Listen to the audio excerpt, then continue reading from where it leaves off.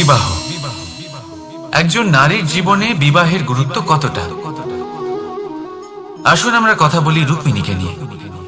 একজন নারী যিনি পবিত্র মানসিকতা নিয়ে কাউকে ভালোবেসেছেন, তাকে বিয়ে করতে চেয়েছেন।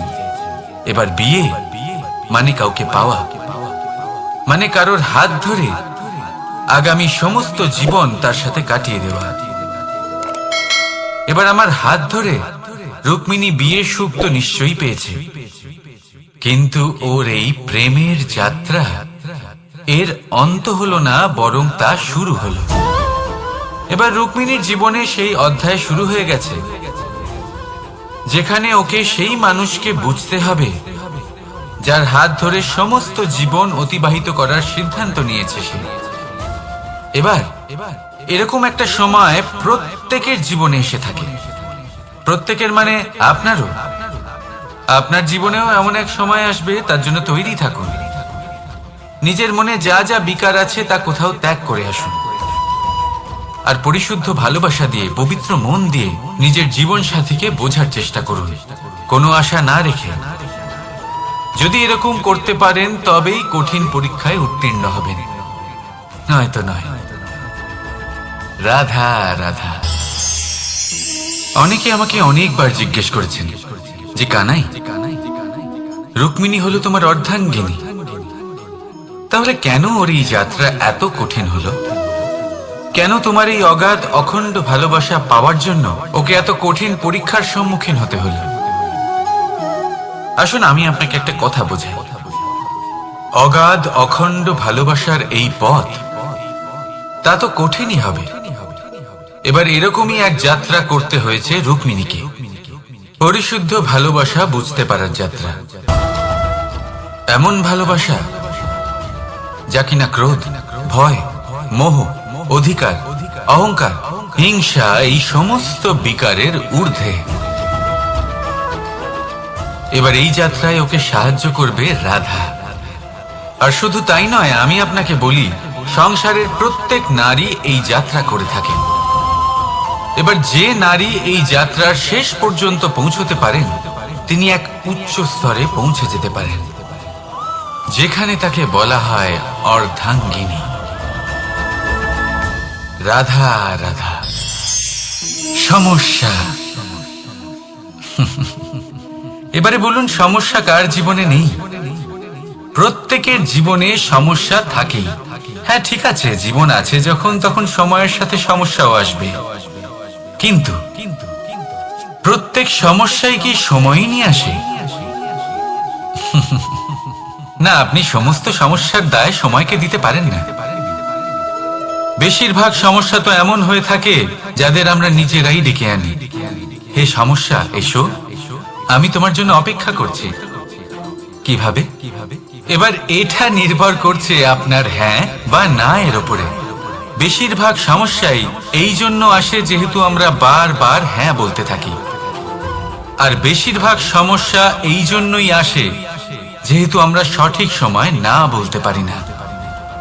সেই জন্য না ভেবে চিন্তে কোনো কথা বা কোনো প্রস্তাবে সমর্থন করলে তা আপনাকে খুব বড় বিপদে ফেলে দিতে পারে। সেইখানে কখনো না না বলতে পারা, তা আপনাকে তার থেকেও বড় বিপদে ফেলে দিতে পারে। তাই মনে রাখবেন, এই অত্যন্ত জরুরি শিক্ষা, সব সময় খুব ভেবে চিন্তেই হ্যাঁ বলবেন, আর দৃঢ়তার সাথে না বলবেন। আর বিশ্বাস করুন, আপনার জীবন অত্যন্ত সুখময় হয়ে যাবে। তাহলে আসুন আমার সাথে ভালোবেসে বলুন, রাধা রাধা। সাফল্য। সাফল্য এই পৃথিবীতে কে না পেতে চান? প্রত্যেক মানুষ চান যেন সাফল্য নিজে এসে তার কাছে ধরা দেয়। এবার সাফল্য তাদের কাছে এসে ধরা দেয় যারা নিজের পা ধরাতলে রেখে চলেন, যারা স্বপ্নের জগতে বিচরণ না করে বাস্তবের মাটিতে পা রেখে চলেন, এবং তাও দৃঢ়তার সাথে। সাফল্য তারা পান না যারা বাড়িতে বসে বসে শুধু স্বপ্ন দেখেন। সাফল্য নিজে থেকে তাদের কাছেই আসে যারা নিরন্তর চেষ্টা করেন, যারা পরিশ্রম করেন আর নিজের এই জীবনকে অন্যের কাছে সফল করে দেখান। তাহলে সিদ্ধান্ত হলো আপনার। সফল সবাই হতে চান, স্বপ্ন সবাই সার্থক করতে চান। স্বপ্ন তখনই সার্থক হয় যখন পরিশ্রম করবেন, আর সাফল্য তখনই আপনার সাথে থাকবে যতক্ষণ আপনি বিনম্র থাকবেন।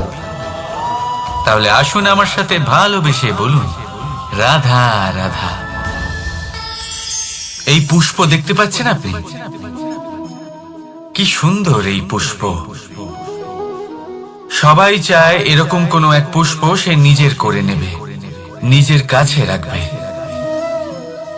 এবার ভাবুন, এই পুষ্প যে সম্মান পায় তা কিসের জন্য পায়?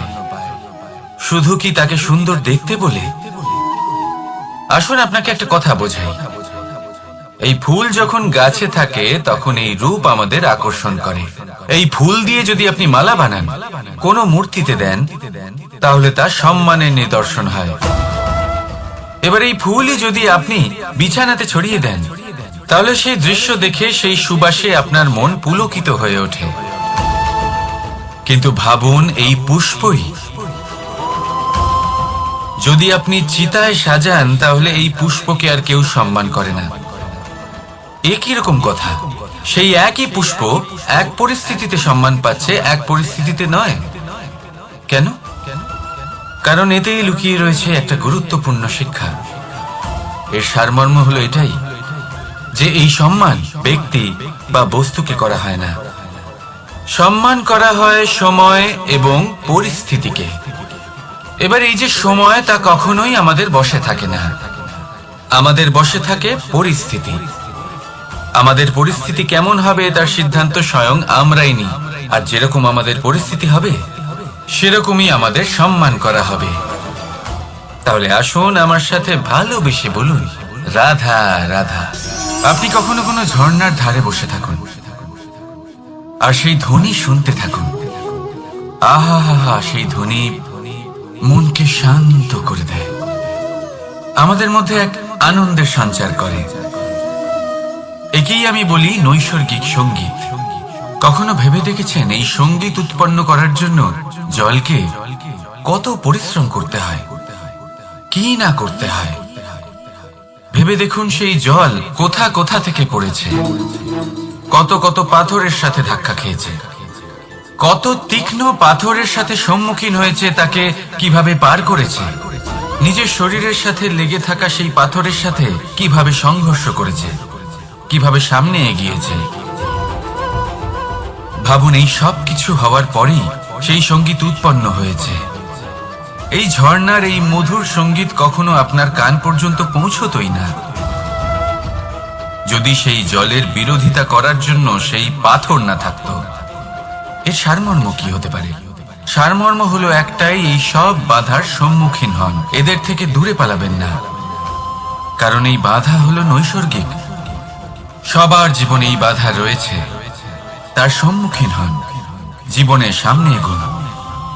আর আপনিও নিজের ভেতর থেকে সৃষ্টি করুন এই নৈসর্গিক সঙ্গীত, আর এই সংসারে ছড়িয়ে দিন শান্তি আর প্রসন্নতা। রাধা রাধা।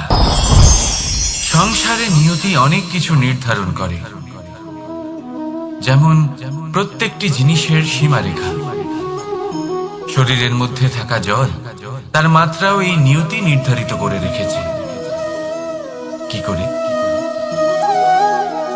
দেখুন, যদি সঠিক সময়ে আপনি পরিশ্রম করে নিজের ঘাম না ঝরান, তাহলে কিছু সময় পরে আপনার চোখের জল অবশ্যই ঝরবে। কারণ সবকিছু যদি ভাগ্যের জোরে পেয়ে যাওয়া যায়, তাকে কর্মের দ্বারা সামলে রাখতে হয়। যদি পরিশ্রম করতে থাকেন, তাহলে যা পেয়েছেন তা সামলে রাখতে পারবেন, আর যা যা আপনি পেতে চান তা অবশ্যই পাবেন। কিন্তু যদি পরিশ্রমের থেকে দূরে থাকেন, তাহলে যা পেয়েছেন তা তো হারিয়ে ফেলবেনই, আর যা পেতে চান তার তো কোনো প্রশ্নই ওঠে না, আর বয়ে যাবে শুধুমাত্র অশ্রু। এবার সিদ্ধান্ত আপনার। কি ঝরাতে চাইবেন আপনি? ঘাম নাকি অশ্রু? রাধা রাধা। এই জীবনে মানুষ শুধু তিনটি জিনিসের পেছনে ছোটে: ছায়া অর্থাৎ সঙ্গী সম্মান, কায়া অর্থাৎ সুন্দর বলিষ্ঠ শরীর, আর তৃতীয় হল মায়া অর্থাৎ ঐশ্বর্য। এবার অবাক করার মতো বিষয় হলো, সময় এলে পরে এই তিনটি বস্তুই সবার আগে আপনাকে ত্যাগ করে। অন্ধকারে ছায়া আপনাকে ত্যাগ করে, বার্ধক্যে কায়া আপনাকে ত্যাগ করে, আর অন্তিম সময়ে মায়াও আপনাকে ত্যাগ করে। এগুলো কিছুই কাজে আসে না যার পেছনে আপনি সারা জীবন দৌড়েই যাচ্ছিলেন। যদি কিছু কাজে লাগে তা হলো আপনার প্রেমপূর্ণ ব্যবহার যা আপনি সংসারকে দিয়েছেন। এ হলো সেই প্রেম যা অন্ধকারে প্রদীপ হয়ে আপনাকে আলো দেবে। এ হলো সেই প্রেম যা বার্ধক্যে হাত রূপে আপনাকে শক্তি দেবে, সহায়তা করবে। আর যখন আপনার কাছে অর্থ থাকবে না, তখন এই প্রেমই আপনাকে সামর্থ্য যোগাবে। জীবনে যদি কিছু উপার্জন করতে চান, তাহলে শুধু প্রেম উপার্জন করুন। যদি আপনিও আমার মতো দূরের কথা ভাবতে চান, তাহলে শুধুমাত্র প্রেম উপার্জন করুন। আর এখন এই প্রেম ভাব নিয়েই বলুন, রাধা রাধা। কখনো প্রদীপ জ্বালাতে গিয়ে আপনার হাত পুড়ে গেছে? একবার মনে করে দেখুন সেই অনুভূতি। এক্ষুনি মনের মধ্যে যন্ত্রণার এক অনুভূতি বয়ে যাবে। কখনো হাঁটতে হাঁটতে পায়ে কাঁটা ফুটে গেছে? মনে করুন, এক্ষুনি মনের মধ্যে যন্ত্রণার এক অনুভূতি বয়ে যাবে। এরকম কেন হয়ে থাকে?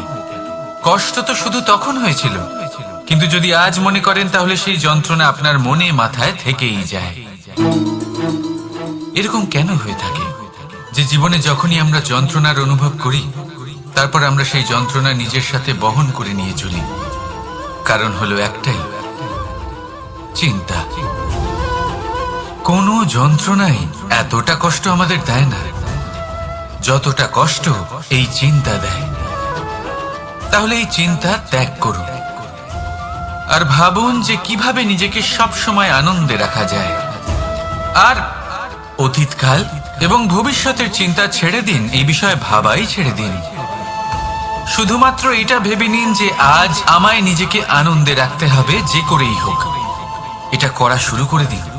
তারপর আপনি দেখবেন আপনার কাল, পরশু, পরের সপ্তাহ, সমস্ত মাস, সমস্ত বছর, পরের বছর, সম্পূর্ণ জীবন আপনি শুধুমাত্র প্রসন্নতাই পাবেন। এবার আসুন এই প্রসন্নতার সাথেই বলুন, রাধা রাধা। কখনো ভেবে দেখেছেন আমরা জিহ্বার সাথে সাথে কান কেন পেয়েছি? এবার আপনি বলবেন, এ তো সহজ কথা, যাতে আমরা কথা বলার সাথে সাথে শুনতেও শিখি। এবারের আরো একটা গুরুত্ব আছে। আগে আমাকে বলুন, নিজের প্রশংসা শুনতে কার না ভালো লাগে? সবারই ভালো লাগে। এটাই হলো মূল কথা। যদি এই কান দিয়ে আপনি নিজের প্রশংসা শুনতে চান, তাহলে সর্বপ্রথম এই জিহ্বা দিয়ে অন্যের প্রশংসা করতে শিখুন। এবার প্রশংসার বিষয়ে একটা অত্যন্ত গুরুত্বপূর্ণ কথা আপনাদের বলব।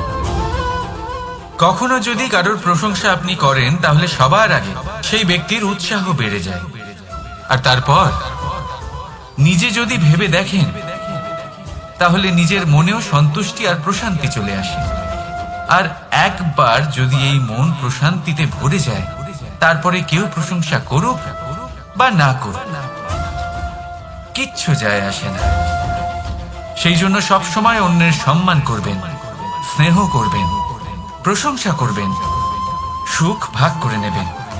যার মধ্যে যেটা ভালো আছে তা বলুন, তাকে মনে করান তিনিও ভালো, তার উৎসাহ বাড়িয়ে তুলুন। তিনি জীবনে সামনে এগোবেন, আর এই ব্রহ্মাণ্ড আপনাকে কখনো পিছিয়ে থাকতে দেবে না।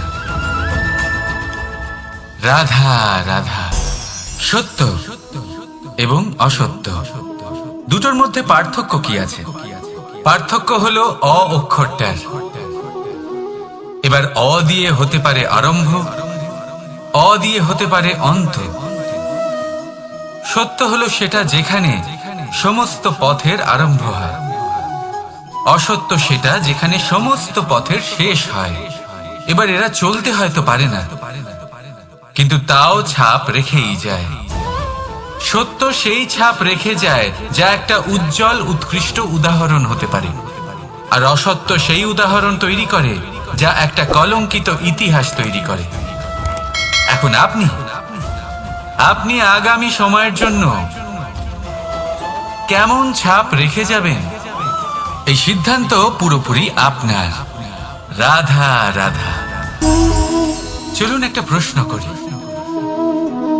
কোন মানুষকে জিজ্ঞাসা করবেন যে সে মূর্খ, অলস, বিবেকহীন, অসফল এইসব বিশেষণ দিয়ে নিজেকে পরিচিত করতে চাইবে? না। কাউকে জিজ্ঞাসা করুন আপনি কি মূর্খ? না। আপনি কি অসফল হয়েছেন? না। আপনি কি বিবেকহীন? না। এবার বলুন আপনি জীবনে মূর্খ, বিবেকহীন হবার জন্য কোনো ভালো পরিকল্পনা বানিয়েছেন? উত্তর পাবেন না। কারণ কোনো পরিকল্পনা বানানো হয় না যাতে আপনি মূর্খ বা অসফল হন। মানুষ মূর্খ বা অসফল তখন হন যখন কোনো পরিকল্পনাই থাকে না। দেখুন, একটাই ছোট জীবন, তাকে স্থির করুন যাতে অনেক বেশি সংখ্যক মানুষকে আপনি জুড়ে রাখতে পারেন, অনেক বেশি শান্তি পেতে পারেন, অধিকতর সাফল্য লাভ করতে পারেন, বেশিরভাগ মানুষের পথপ্রদর্শক হয়ে তাদের মঙ্গল করতে পারেন। অসফল হয়ে বাড়িতে বসে থাকার চেয়ে ভালো হলো যে আপনি একটা পরিকল্পনা করে অসফল হন, কারণ তখন আপনার কাছে আরো একটা বিকল্প থাকবে, একটা নতুন পরিকল্পনা বানানো, তাকে সার্থক করার। কারণ এমন কোনো পরিকল্পনা তো অবশ্যই থাকবে যা আপনাকে আপনার লক্ষ্যে পৌঁছে দেবে, তাই তো? রাধা রাধা। সূর্য কারোর জন্য হলেন শক্তিদাতা ঈশ্বর, আবার কোনো প্যাঁচার জন্য হলো চোখ বন্ধ করে দেওয়ার মতো তীব্র আলো। নদী কারোর জন্য হলো তৃষ্ণা মেটানোর স্রোত, আবার কারোর জন্য বন্যারূপী বিনাশকারী আশঙ্কা। সাগর কারোর জন্য হলো নোনা জলের ভান্ডার, আবার কারোর জন্য অগুন্তি প্রাণী জগতের সম্ভার। প্রশ্ন হলো প্রত্যেক ব্যক্তির জন্য প্রত্যেক অনুভূতি বা বস্তুর সারমর্ম আলাদা কেন হয়ে থাকে? যা কারোর জন্য হলো বিষ তা অন্য কারোর জন্য অমৃত কেন? যা কারোর জন্য অমৃত তা অন্যের জন্য বিষ কেন? উত্তর বড়ই সোজা। আমরা বস্তু বা অনুভূতিগুলিকে সেভাবে দেখি না যেরকম তা হয়ে থাকে। আমরা বস্তু বা অনুভূতিকে সেভাবে দেখি যেরকম আমরা হয়ে থাকি। এবারের উপায় কি হতে পারে? নিজেকে পরিশুদ্ধ করুন, সব কিছুই শুদ্ধ হবে। রাধা রাধা। প্রেম, ঘৃণা, এই দুই হলো একই শব্দ।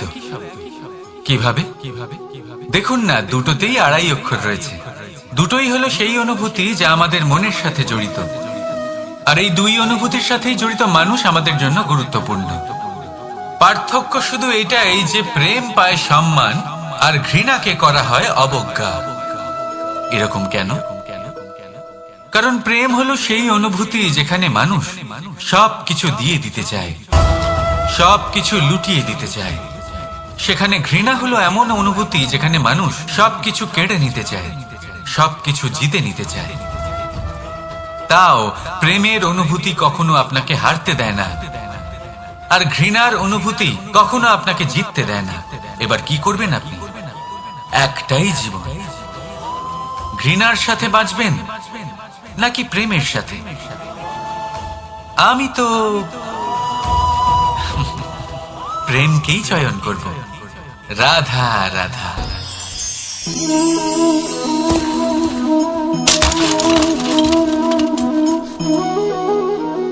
একই হলো, আমি আঘাত পেতেই এটা হাত থেকে পড়ে গেল কেন, ভেঙে গেল কেন?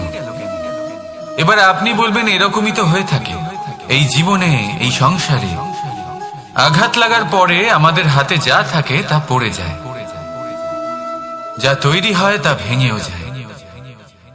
কিন্তু এটা কি সত্যি? আপনাকে একটা কথা বলে রাখি, আঘাত পেয়ে পড়ে যাবার পরে সংসারের যে কোনো বস্তুই হাত থেকে পড়ে যাক না কেন, সাফল্য অবশ্যই আসে। যতই খারাপভাবে আপনি পড়ে যান, আপনি আঘাত পান, ভবিষ্যৎ অবশ্যই ভালো হবে।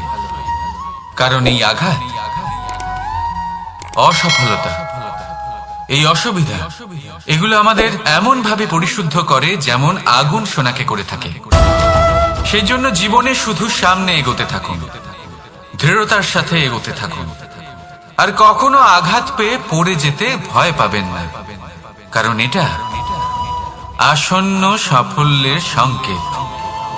আর সাফল্য তখনই আসবে যখন আপনি পড়ে যাবেন, যখন আপনি আবার উঠে দাঁড়াবেন এবং আপনি আবার জীবনে সামনে এগোতে থাকবেন।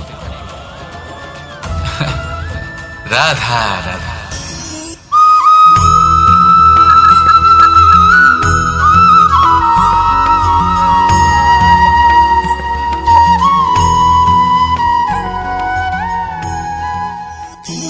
সময়, এই সময় আসলে কি?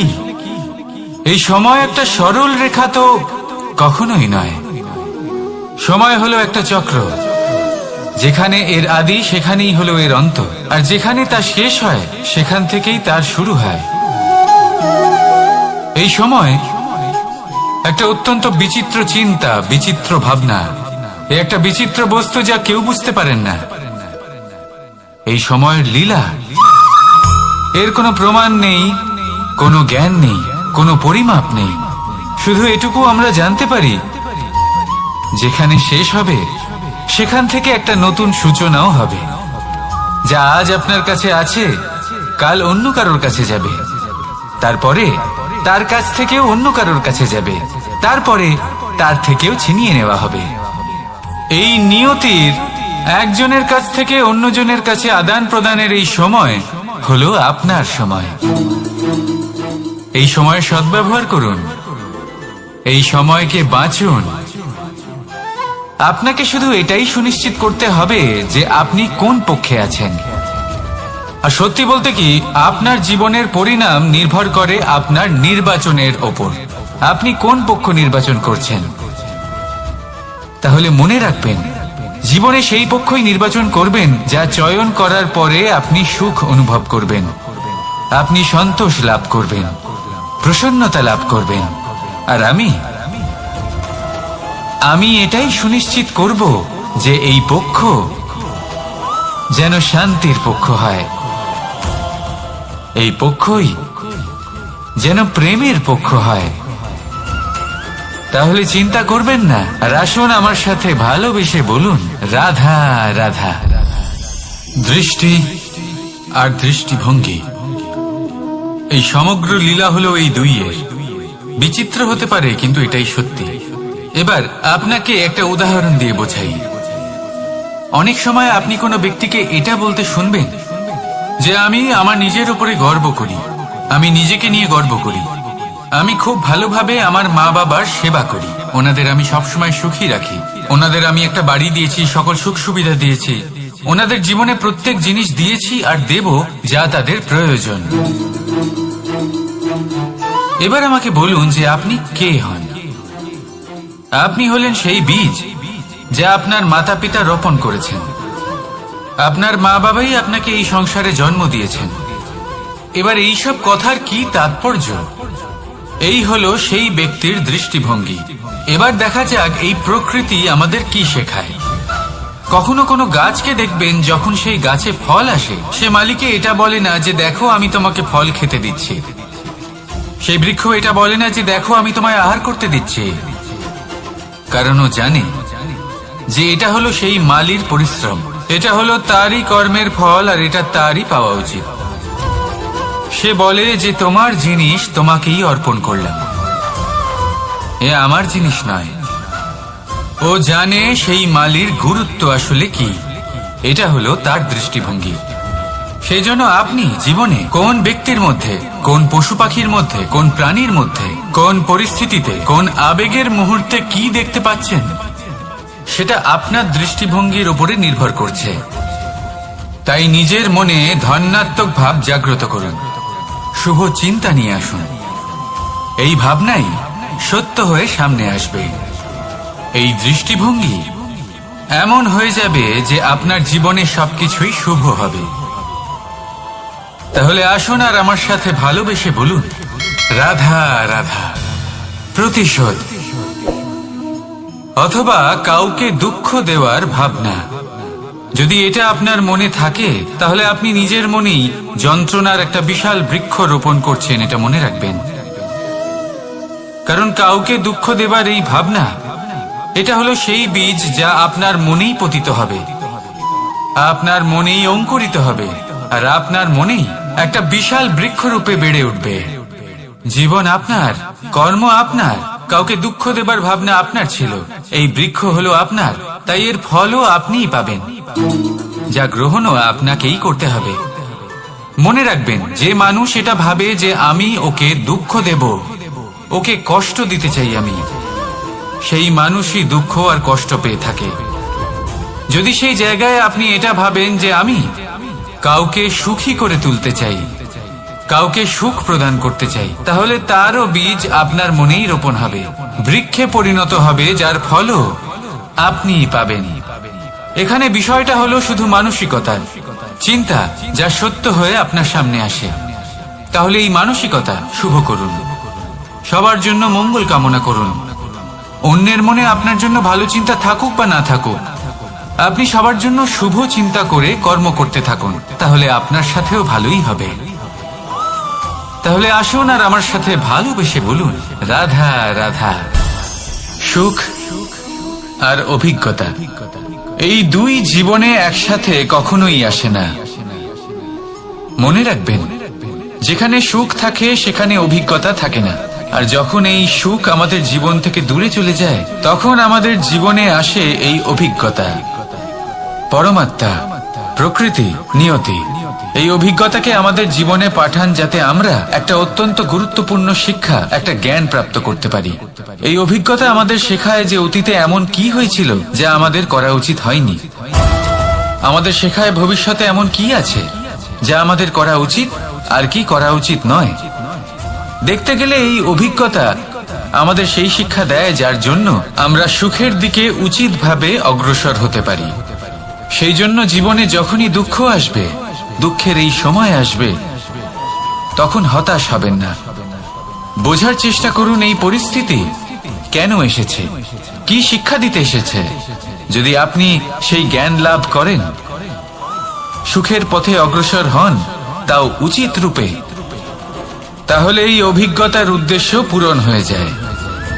তাহলে আসুন আর আমার সাথে ভালোবেসে বলুন, রাধা রাধা। জীবনে শিখরে পৌঁছানোর জন্য মানুষের কি প্রয়োজন হয়ে থাকে? সিঁড়ির। কিন্তু তাও প্রত্যেক মানুষ, প্রত্যেক ব্যক্তি শিখরে পৌঁছতে পারেন না। এর কারণ কি? কারণ একটা হতে পারে যে মানুষ কল্পনা করতে থাকেন কিন্তু সিঁড়ি খুঁজে পান না। কিছু মানুষ খুঁজে নেন কিন্তু তা পেয়ে এতটাই প্রসন্ন হয়ে যান যে তারপর আর কোনো কর্মই করেন না। খুব সোজা ব্যাপার। অনেক মানুষ সিঁড়ি খুঁজে পান না, আর যদি পেয়েও যান তাও যতক্ষণ না তাতে চড়ছেন সেই শিখরে পৌঁছবেন কি করে? যতক্ষণ না আপনি পরিশ্রম করছেন, যতক্ষণ না সেই সিঁড়িতে আপনি চড়ছেন, যতক্ষণ না ক্লান্ত হচ্ছেন, আপনার পায়ে হাঁটুতে ব্যথা না হচ্ছে, ততক্ষণ এই শিখরে পৌঁছানোর সৌভাগ্য লাভ করতে পারবেন না। তাহলে কল্পনার সাথে কর্ম করুন, পরিকল্পনার সাথে পরিশ্রম করুন, সব কিছু পাবেন। আসুন আমার সাথে ভালোবেসে বলুন, রাধা রাধা। সমস্যা, কঠিন সময়, সংকট, বিপদ কার জীবনে নেই? প্রত্যেকের জীবনে আছে। কিন্তু আমাকে একটা কথা বলুন, যদি নৌকায় ঢেউকে ভয় পেতে শুরু করে, তাহলে সাগর পার করবে কে? কখনো কোনো ছোট্ট পিঁপড়েকে দেখেছেন যে আকারে হয়তো ছোট হতে পারে কিন্তু বড় শিক্ষা দিয়ে যায়? কিন্তু আমরা শিখি না। এবার দেখুন একটা পিঁপড়েকে যে ভোজনের খোঁজে বাইরে বের হয়। একটা ছোট্ট দানা তুলে নেয়। ছোট দানা তোলে কারণ তার থেকে বেশি সে তুলতেই পারবে না। সে দানা নিয়ে চলতে শুরু করে, কোনো দেওয়ালে উঠে পড়ে, আবার পড়েও যায়। সেই দানা দূরে কোথাও একটা পড়ে যায়, তা আবার খোঁজে, তুলে নেয়, আবার চলতে থাকে। পড়ে যায়, আবার ওঠে, পড়ে যায়, আবার ওঠে। সেই দানাটা রেখে দেয়, আবার বেরিয়ে পড়ে ভোজনের খোঁজে। পরিশ্রম করতে থাকে কিন্তু হার মানে না। এই শিক্ষাই তো আমাদের প্রাপ্ত করতে হবে। নিরন্তর পরিশ্রম আর নির্ভীক হয়ে কর্ম করে যেতে হবে। এটাই হলো সাফল্যের মাধ্যম, এটাই হলো জয়ের মন্ত্র, অচ্যুত অজয় অস্ত্র। তাহলে আসুন আর আমার সাথে ভালোবেসে বলুন, রাধা রাধা। আমরা সকলে চাই আমাদের জীবনে সাফল্য আসুক। আমরা চাই যে এই সংসারে আমাদের খ্যাতি ছড়িয়ে পড়ুক। আমরা চাই যেন আমরা আলোচিত হই। কিন্তু শুধু চাইলেই কি যায় আসে? যদি এই সংসারে আলোচিত হতে হয় তাহলে পরিচিত হতে হবে পরিশ্রমের দ্বারা। যতক্ষণ না আপনারা পরিশ্রমের সাথে পরিচিত হবেন, সাফল্যের সাথে পরিচিত হবেন না। সংঘর্ষ করতে হবে প্রতিদিন, প্রতি বছর। জীবনের সব পরিস্থিতিতেই হয়তো নতুন নতুন বাধা আসবে, নতুন নতুন বিঘ্ন ঘটবে। কিন্তু এটা আবশ্যক নয় যে সমস্ত বিঘ্ন বিনাশের জন্য আসবে। কিছু বিঘ্ন আপনার পথ প্রশস্ত করার জন্য আসবে, আপনার পথ পরিষ্কার করার জন্য আসবে। যদি আপনাকে উদাহরণ দিই, যখন বন্যা আসে, বাড়ি ঘর ভেসে যায়, তখন আমরা হতাশ হয়ে পড়ি, আমরা দুঃখী হয়ে পড়ি। কিন্তু সেই বন্যাই আমাদের সেই ধরিত্রীকে এত উর্বর করে তোলে যে সেই উর্বর অংশ কাজে লাগিয়ে আমরা সেরকম আরো 10টা বাড়ি বানাতে পারি। তাহলে ধন্যাত্মক থাকুন আর যে কোনো সংঘর্ষের জন্য প্রস্তুত থাকুন।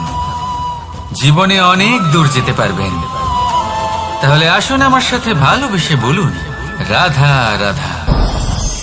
জীবনে কখনো কখনো আমরা সেই পরিস্থিতিতে ফেসে যাই যখন আমাদের মনে হয় যে আমাদের নতুন কিছু একটা করতে হবে, কিন্তু আমরা করতে পারি না। কারণ কোথাও না কোথাও আমরা রীতির দ্বারা আবদ্ধ, আর আমরা সেই রীতি ভাঙতে চাই না। কেবল একটাই প্রশ্ন আসে মনে, আশেপাশের মানুষ কি বলবে, আশেপাশের মানুষ কি ভাববে। আপনাকে একটা প্রশ্ন করি, কারা এই মানুষজন? আপনার জন্মের সময় এই মানুষজন কোথায় ছিলেন?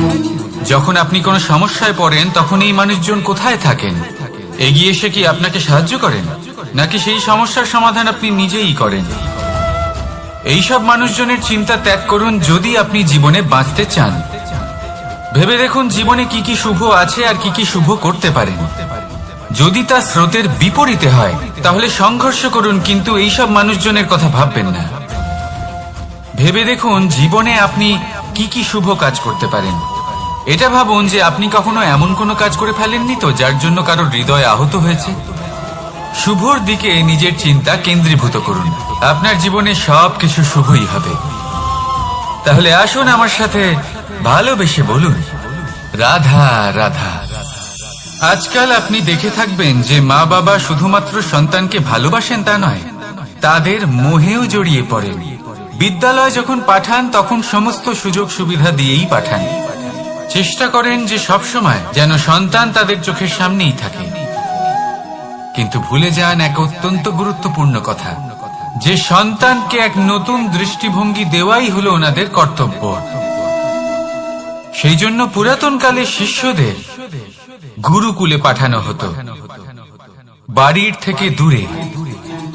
কারণ বাড়ি ছেড়ে যাওয়া এক সন্তানের জন্য, এক শিষ্যের জন্য অত্যন্ত শুভ লক্ষণ হয়। যখন সে বাড়ির থেকে দূরে, গৃহস্থের থেকে দূরে থাকবে, তখন এই সংসারকে সে এক নতুন দৃষ্টিভঙ্গি দিয়ে দেখবে, পরখ করবে, বুঝতে পারবে, আর সবকিছু নিজে থেকেই শিখে যাবে। শিখে যাবে কখন আক্রমণ করতে হয়, কখন পিছু হটতে হয়, কিভাবে এই সংসারের সম্মুখীন হতে হয়। আর এটা আপনার দৃষ্টি ওকে শেখাতে পারবে না, ওর অভিজ্ঞতা ওকে শেখাতে পারবে। তাই মনে রাখবেন, যদি আপনি চান যে আপনার সন্তানের বিকাশ হোক, তাহলে অনেক সময় ওকে নিজের থেকে দূরে নিয়ে যেতে হয়। যদি মোহে আবদ্ধ থাকেন তাহলে ওর বিকাশ কখনোই হবে না। তাহলে আসুন আমার সাথে ভালোবেসে বলুন, রাধা রাধা। কখনো কখনো মানুষ মনে করেন যে সে নিজেই সব থেকে বেশি শক্তিশালী, তিনি হলেন জ্ঞানী। দেখুন, এটা ভালো ব্যাপার যে আপনার মধ্যে শক্তি আছে, জ্ঞান আছে, আর এটা শুধু আপনার জন্য নয়, এই সমস্ত সমাজের জন্য, দেশের জন্য, সমগ্র পৃথিবীর জন্য অত্যন্ত আবশ্যক। কিন্তু এই কথাটাও বোঝা অত্যন্ত আবশ্যক যে এই জ্ঞান যেন কখনো অহংকার না হয়ে ওঠে। যখন মানুষের মধ্যে জ্ঞান থাকে তখন সে রাম হয়ে ওঠে। রাম, যিনি সমুদ্রের বুকে সেতু বানিয়েছিলেন, বানর সেনার দ্বারা রাক্ষস রাজকে পরাজিত করেছিলেন, আর চিরকালের জন্য সবার কাছে আদর্শ হয়ে উঠেছিলেন।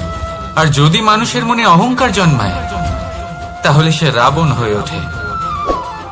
দেশে বিদেশে যতই খ্যাতি থাকুক না কেন সে রাক্ষস হয়ে ওঠে, নিজের সাথে সাথে সমস্ত কুলের বিনাশ করে বসে। এবার জ্ঞান নাকি অহংকার, আপনার কি চাই সেই সিদ্ধান্ত আপনার, আর আপনার এই সিদ্ধান্তই নিশ্চিত করবে যে আপনার কর্ম কি হবে, আর আপনার এই কর্মই নিশ্চিত করে দেবে আপনার প্রারব্ধ কি হবে। তাহলে শুভ কর্ম করুন আর আমার সাথে ভালোবেসে বলুন রাধা রাধা। কোনো বাগানের কোনো বৃক্ষকে দেখেছেন যেখানে সুগন্ধি ফুল থাকে, রসালো ফল থাকে, তখন মন প্রফুল্ল হয়ে ওঠে, মন থেকে সেই বৃক্ষের প্রতি ভালোবাসা জন্মায়। কিন্তু যিনি বাগানের মালিক, শুধুমাত্র তিনিই জানেন যে কিভাবে এই বৃক্ষকে আগলে রাখতে হয়, কিভাবে তার পরিচর্যা করলে এতে সুন্দর সুগন্ধি ফুল হবে, রসালো ফল হবে। কখনো কখনো প্রয়োজনের থেকে বেশি রোদ পেলে এই বৃক্ষগুলি শুকিয়ে যায়, প্রয়োজনের থেকে কম রোদ পেলেও এই বৃক্ষ কিন্তু শুকিয়ে যায়। প্রয়োজনের থেকে কম জল যদি পায় এই বৃক্ষ শুকিয়ে যেতে পারে, প্রয়োজনের থেকে অতিরিক্ত জল যদি পায় তখনও এই বৃক্ষের শিকড়গুলি নষ্ট হয়ে যেতে পারে। এবার এটাই কিন্তু আমাদের সংসারের সাথেও হয়। আমাদের সংসারের সকল প্রতিভাশালী ব্যক্তি, যেমন লেখক, বিচারক, প্রবক্তা, যোদ্ধা, এদের সবার ক্ষেত্রে এই কথাটাই প্রযোজ্য। যদি বেশি প্রশংসা করা হয় তাহলেও এরা হারিয়ে যাবেন, প্রয়োজনের থেকে বেশি যদি নিন্দা করা হয় তখনও তারা নত হয়ে পড়বেন।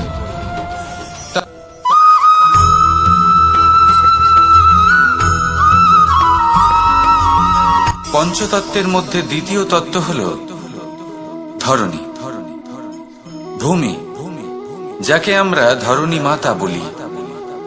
এই ধরণী ধৈর্য ধারণ করে, আর এর উপরেই আমাদের সমগ্র সংসার নির্ভরশীল।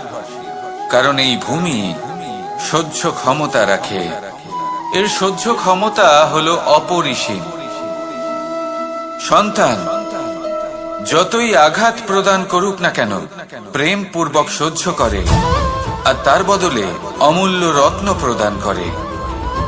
সন্তান যদি হাল চালায় তাহলে তার বদলে তাকে অন্ন প্রদান করে। এটাই হলো ধরণী। এবার এর থেকে আমরা কি শিক্ষা পেতে পারি? এটাই যে কারোর জন্য কিছু করা বা কাউকে কিছু দেওয়া মনে কোনো কামনা ছাড়াই।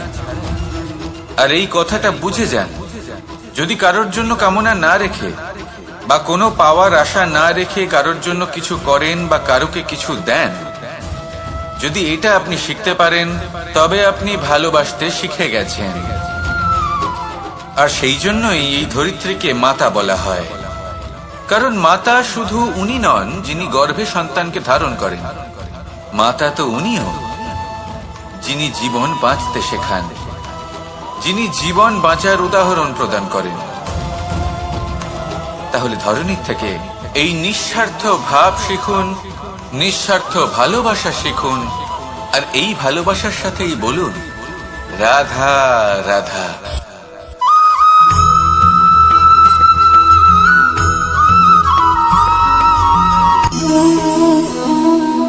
নিয়তি। রাধা আমাকে বলে, কৃষ্ণ, যদি তুমি জানো যে নিয়তিতে কি আছে তাহলে তাকে বদলে দাও না কেন?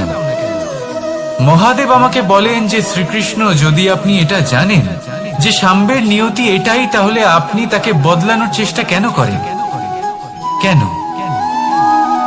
কারণ আমি একজন পিতা, আর পিতার কর্তব্য এটাই, তিনি যেন সম্ভাব্য সব চেষ্টা করেন নিজের সন্তানের মঙ্গলের জন্য। নিয়তি আমি জানি, কিন্তু এটাও আমি জানি যে কর্মের থেকে বড় আর কোনো নিয়তি হতে পারে না। অভিজ্ঞতাও রয়েছে যে কর্মের হাতে নিয়তির এই চক্র বদলে যেতে পারে। তাই জীবনে যদি আপনার কখনো এমন মনে হয় যে এটা তো অসম্ভব, তখনও চেষ্টা করা কখনোই ছাড়বেন না। কে বলতে পারে আপনারই কর্মের কোনো এক বীজ হয়তো নিয়তির চাকায় আটকে গেল আর নিয়তিকে নিজের পথ পাল্টাতে হলো, ঠিক কিনা? সেই জন্য নিয়তিকে ভাগ্য মেনে নিয়ে চুপ করে বসে থাকবেন না। নিজের নিয়তি স্বয়ং নিজের কর্মের দ্বারা নির্ধারিত করুন, কারণ আপনার এই কর্মের ওপরেই আপনার অধিকার রয়েছে। আর এই অধিকারকে নিয়তি অনেক সময় সম্মানও করে। তাহলে আসুন আর আমার সাথে ভালোবেসে বলুন রাধা রাধা।